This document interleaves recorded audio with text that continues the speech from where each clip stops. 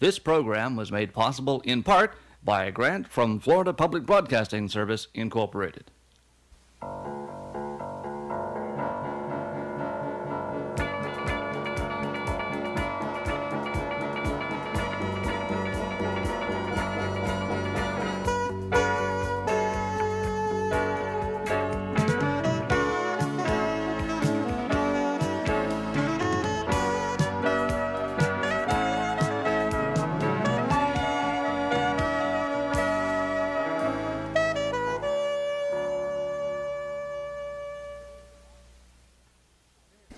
This is an art that very few people can do, is using a whip in each hand without getting tangled up. I'll pop it over my head. He's a real Florida cracker and an Eastern cowboy. Has been for more than 50 years. Hello and welcome to Southern Circuit. I'm Rickley Stone. Okay. This week Southern Circuit travels to McClenny for a whipping good time with Julian Curly Deacle. When Fort Lauderdale's Dr. Jim Anderson makes a house call, he comes complete with clinic, all 40 feet of it. It's a small world for Lady Lake's Joy Johnson, and capitalizing on it is her business and her love at the Kingdom of Miniatures. Panama City's Betty McNabb is one of only 8 women in the free world who has flown faster than the speed of sound. We'll fly away with the 75-year-old mockbuster when we continue our journey this week on Southern Circuit. Stay with us.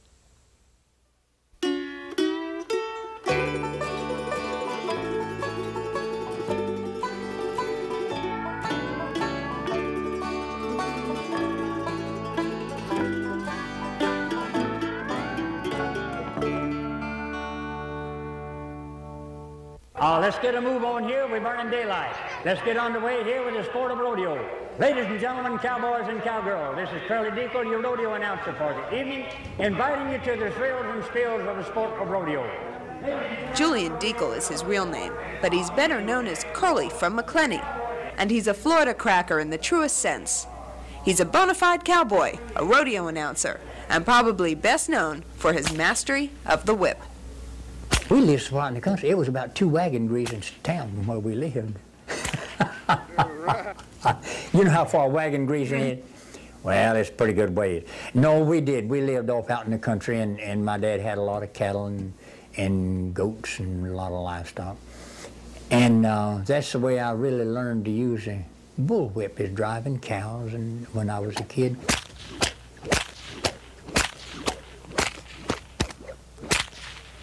That's 2 whips at one time. You know those old horse flyers that gets on? Yeah. Well, I could just ride. I could ride along and on a horse, and them old with a whip flyers over there. I could take my whip and reach over there and flip that fly off. That's how I got to be accurate in using the whip. I can knock the ashes off a cigar out of your mouth. See? Face this way. Face this way. Okay. Hold that just like that. Oh, you're kidding. Okay. Now, stoop over. Kind of stoop over this way. Hold your chin up, see? There you go, okay. Now, every once in a while, a fellow loses a head at this, see? Okay, you gotta hold that thing still. I can't hit a moving target.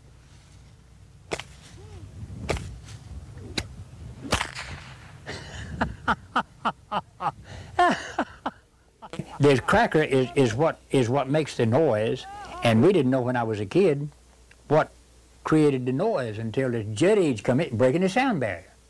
See, these kids are smart this day and time. We were dumb when I was growing up. All I knew was it just make a loud noise. But it's just breaking the sound barrier, and we found out now that the sound barrier, you have to travel something like about 750 or 760 miles an hour to break the sound barrier. So with this traveling at 750 miles an hour, you can easily see how I can cut a snake's head off with this, see? His father taught him early on to make his own whips, and since then, no factory-made whip would do. The way I got started in professional whip was up in Indiana on a rodeo, and there was a fellow there with, he was doing a whip act, and he had a Model T Ford, and it wrote on the side, it said, Australian bullwhip artist. And he was cutting little things out of his wife's hand. She was holding the things in hand, and he was cutting them out. And it looked like just everyday occurrence to me because I've been doing that since I was a kid. Well, this old gentleman, the Australian bullwhip artist, he got a certain amount of money for his performance. So this was a turning point, and I began to use the little wheels up here and think, now here I pay a entrance fee, and I get out there and get my brains kicked out, and sometimes I don't win no money, and I go home broke and work all the week to get a little bit more money. And this old fella, he knows how much money he's going to make before he ever goes. So I got started in as a whip artist in rodeo.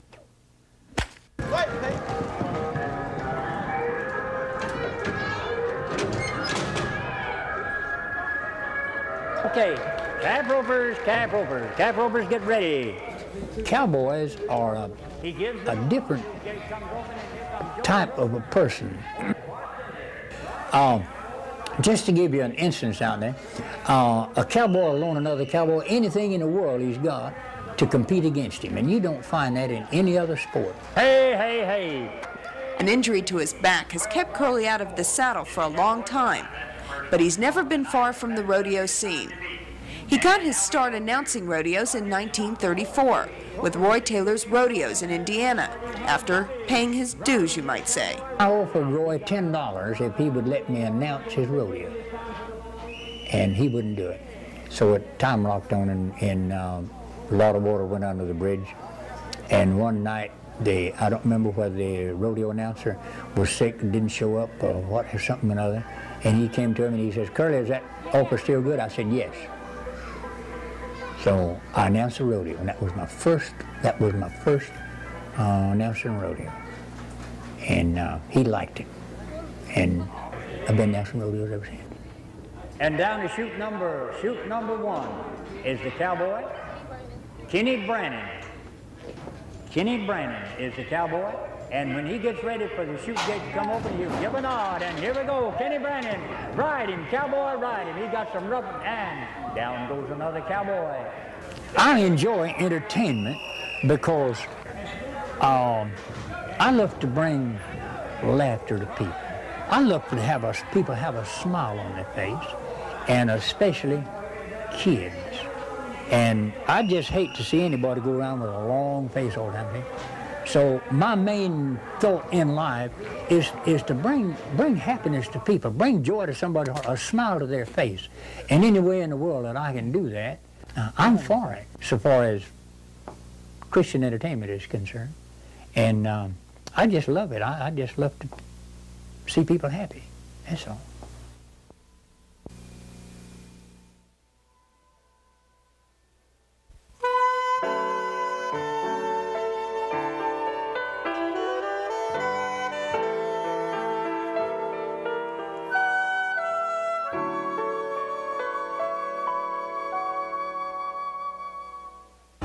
Now you might think this is just another transport semi hauling commodities or moving mobile homes. But if you live in West Broward County, chances are you know this rig's cargo is care. Medical care, that is. For behind the wheel sits family practitioner Dr. James Anderson. And behind the truck's cab rolls the doctor's office.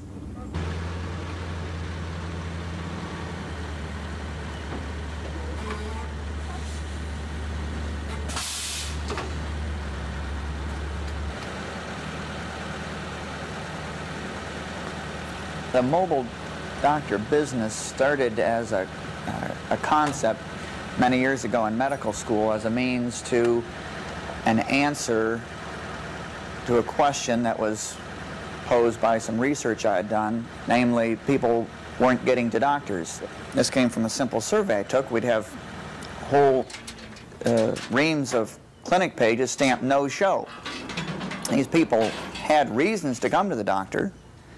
They had medications they needed, etc. The care at this particular clinic was free. The money wasn't holding them back. So what happened? I took a survey. They didn't have any way to get there. So it was an obvious solution. Take the clinic, put together whatever you needed in that clinic, and move it out to where the people were. These people all in a very few neighborhoods, centered some distance away from this central clinic.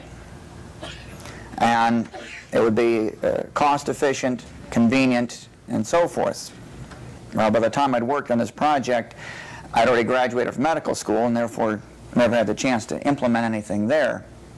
And it wasn't until I'd finished training down here that the idea came back to me when I saw a similar situation exist in South Florida. Dr. Anderson has been wheeling his 40-foot mobile clinic around to the 5 Florida communities he serves since 1978. His practice, which still includes at least one house call per week, may well be the only one of its kind in the nation. The patient constituency is basically made up of people who live in concentrated areas some distance from medical facilities. They're all ages. Probably around 40% of them are retirees, but the rest, of course, are small children, working families, all sorts of people that have a hard time getting to a doctor. And we had a fairly significant blood pressure and the screen and see if anything is going on. Well, medicine held a fascination from a scientific standpoint. I didn't start out with it being anything in a humanitarian aspect. It was very interesting scientifically. You can even make a concept of the fact that diseases don't even exist, that diseases, or what are called diseases, are really something going wrong in the totality of an individual. So you really are dealing with people. He makes regular medical care possible for many people by making it convenient. But it isn't convenience that keeps his patients coming to see him. He'll spend the time with you where other doctors are in and out. And he's helped me tremendously. I know he helped my dad a lot. And he comes to the house, which no other doctors will do. Yeah. He just makes house calls and he treats you like you're a human being. The schedule has evolved over a period of time to be able to serve the greatest number of places in a short period of time, most conveniently to the patients and myself and my assistant. My title is office manager, but that entails everything that Dr. Anderson doesn't do. It's just the two of us, so, you know, we try to cover everything. Like today, we visit 2 different mobile home parks. So we start out at 1 in the morning and try to see everybody that needs to be seen there. We move the office, try to get some lunch, and start at another mobile home park and try to see everybody that needs to be seen there before it's midnight. It can make the day real long when he spends, you know, an hour with one patient, but that's another thing that makes the practice so unique is the fact that he does spend that much time with each patient. The sickness knows no hours or days or anything. I try to do preventive medicine as much as possible. If any one philosophy runs through it as far as the medicine aspect goes, it would be of preventive nature, catching things before they catch the people.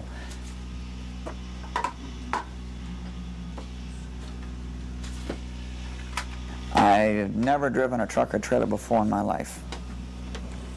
I watched them go by when I was a kid on the road. We lived on a truck route, and big rigs would come by all the time, and that's about as much as I knew about trucks. And I started with a regular pickup truck, which was closer to what I had driven, and a long trailer, but even a rig like that I hadn't had before, so I sort of trained on that, and then the next step up was just needing more space and something more sturdy that would last and still be cost effective. I got a tractor trailer rig which will be very tough and last many, many years without any problem, and I took some advice from a number of my patients who are truck drivers and asked them about this, and I started out with just getting in it and driving it, and almost totaled the whole thing right off the bat.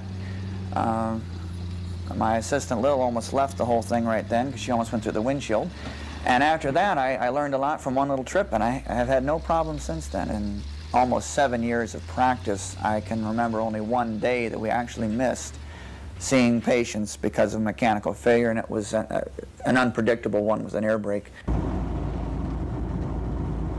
I apply the same philosophy to keeping the truck and trailer running as I do to help people keep running.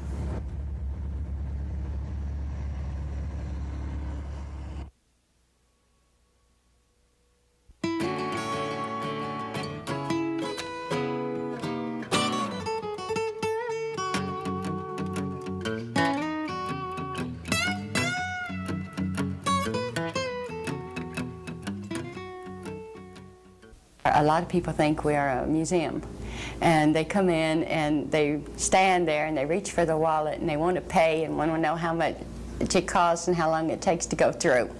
And it's a little bit of a surprise to find out it's a store. It's a small world at the Kingdom of Miniatures in Lady Lake. And all the small talk that goes on inside pleases owners Joy and Marvin Johnson. Their store for miniatures has turned into a big business, attracting hobbyists from all over the United States and numerous other countries.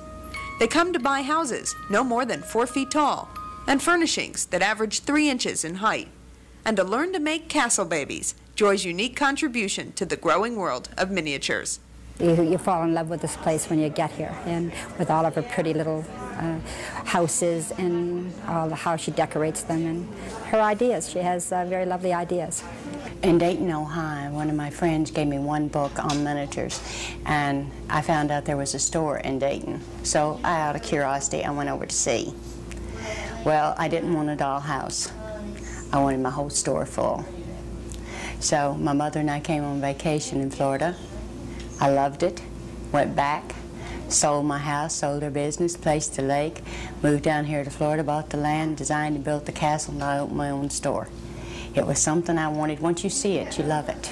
My cousin made a trip to Scotland, a couple years ago, and he found that some of our family years ago had that castle that's in ruins on Loch Ness, where they have the tower where they watch for the Loch Ness monster, but that was about 400 years ago.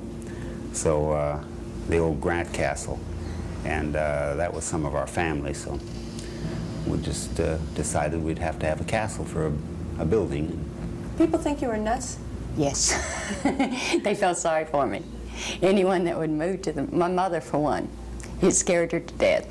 She said anyone that'd sell their home, their business, place the lake, move down the middle of nowhere in Florida, and start playing with dolls, it couldn't be all there. This class is not like when you went to school and you sit and you learn and you try. This class is fun. You laugh, you make fun of your own, and the first thing you'll hear someone say is, mine don't look like a baby, it's a little old man. But don't worry about it. I tried for 4 hours before I ever made one. I didn't make it then, and I accidentally had some in my hand one day and I made one. This is what we're going to be making. She's an artist in the first place, and I think that miniatures is not just a hobby form anymore, that it is an artistic endeavor, and that she has such an enthusiast in her own right that she just gets you all bubbling up when you talk to her, and she's very capable of doing things, and she's quick to let us in on her secrets. To me, it's a love that I enjoy, and if you can pass it on to someone else and they can enjoy it and smile, that's what it's all about. And true, they may be much better than me, I hope. I'd like to have them say I taught them and they turn out good. But if they enjoy it, that's all that counts. A lady came in and she has a bordello, and you can't find madams and ladies of the evening just to walk in the store and buy them. And she knew I made the dolls, and I have been commissioned to make them to look like people.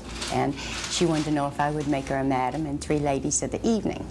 And I told her, sure, I'd try, and she wanted to pay me then. And I said, no, wait till I make them, and then you can pick out from the ones you like, because I may not make them to satisfy you. And so I started making them, and everyone else started buying them. So now I've got a hotel full of them. A few people they offend, but I enjoy making them. I made so many of them that I decided to make one sweet little old lady sitting reading the Bible, just to show I could do something else.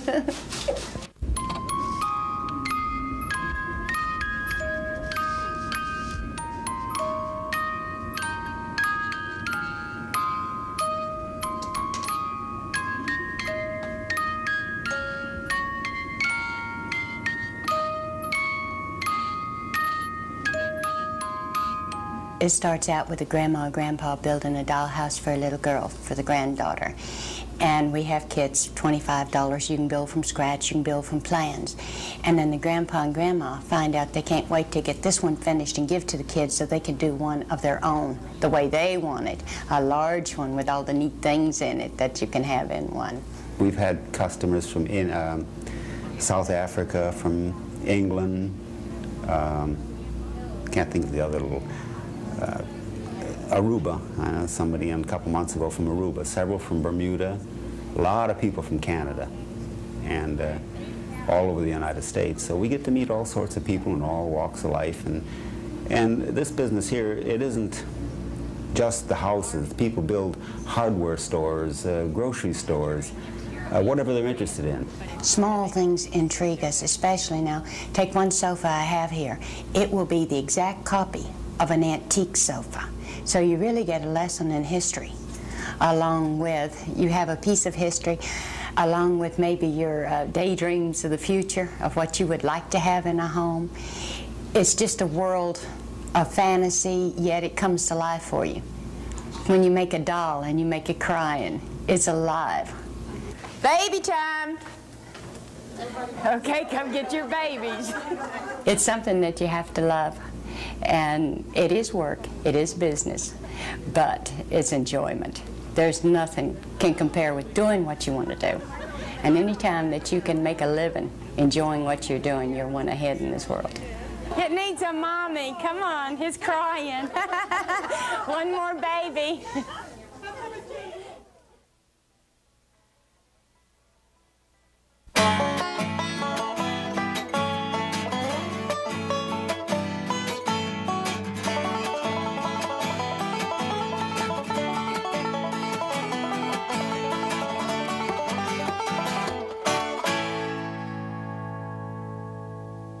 Yes, I need a chart. I need two, Jacksonville and New Orleans. All right, I believe we have those. Good.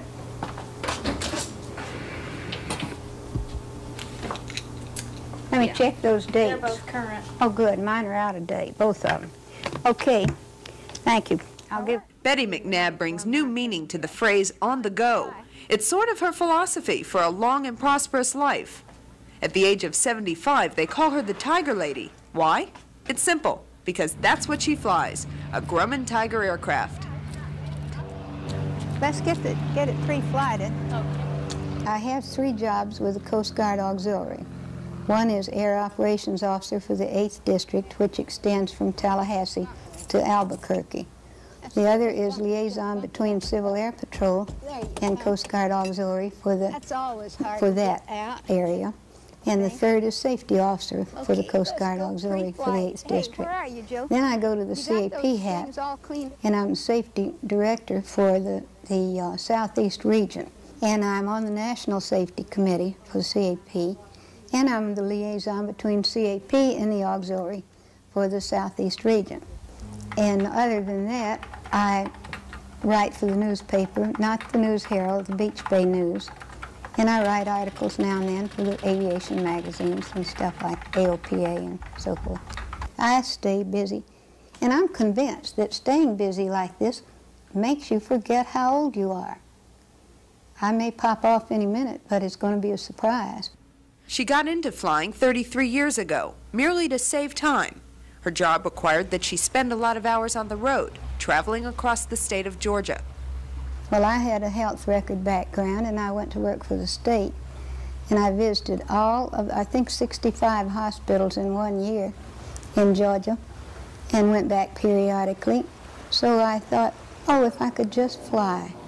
But I had never touched the controls of an airplane. I'm afraid of things that go bump in the night. I'm not a mathematician or an engineer, but I thought, oh, let's give it a try. So I went in and said to the man, take me up in an airplane.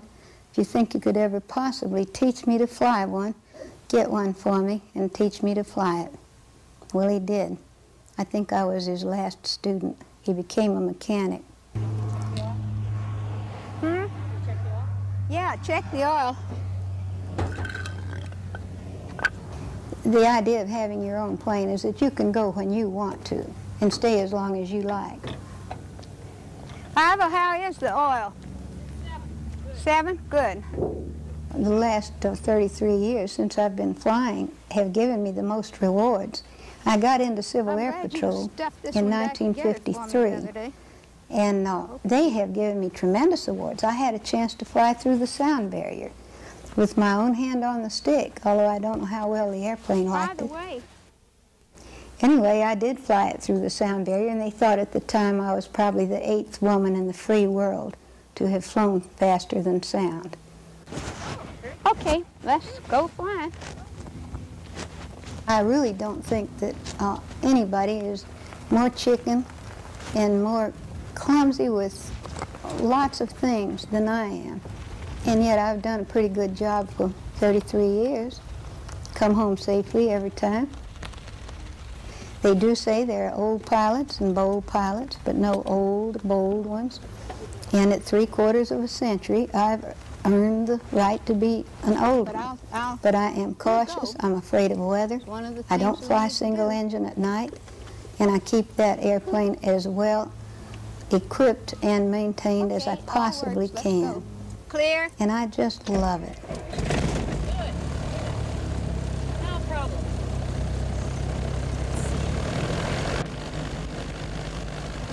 You feel as though you're the master of the universe, practically, and the queen of the Sheban Islands, or whatever, and you know God's got his hand right under your wings, or you couldn't be up there.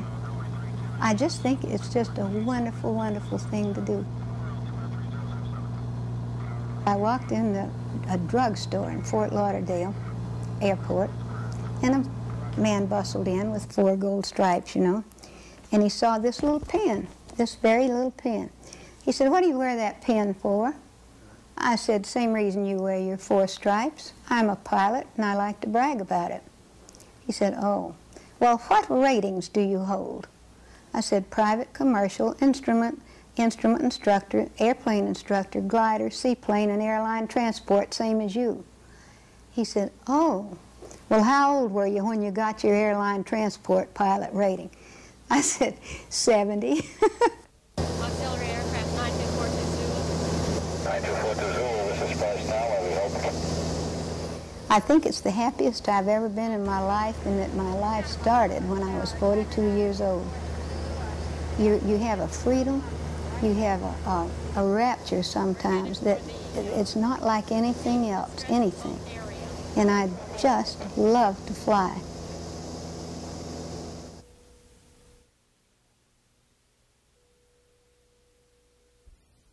That's Southern Circuit for this week. Thank you for being with us. Be sure and join us again next week when we wet our whistle at 2 of Florida's most famous bars, Captain Tony's Saloon in Key West and Trader John's in Pensacola. We'll also make stops in Tarpon Springs and Ocala. We hope to see you then. Have a good week.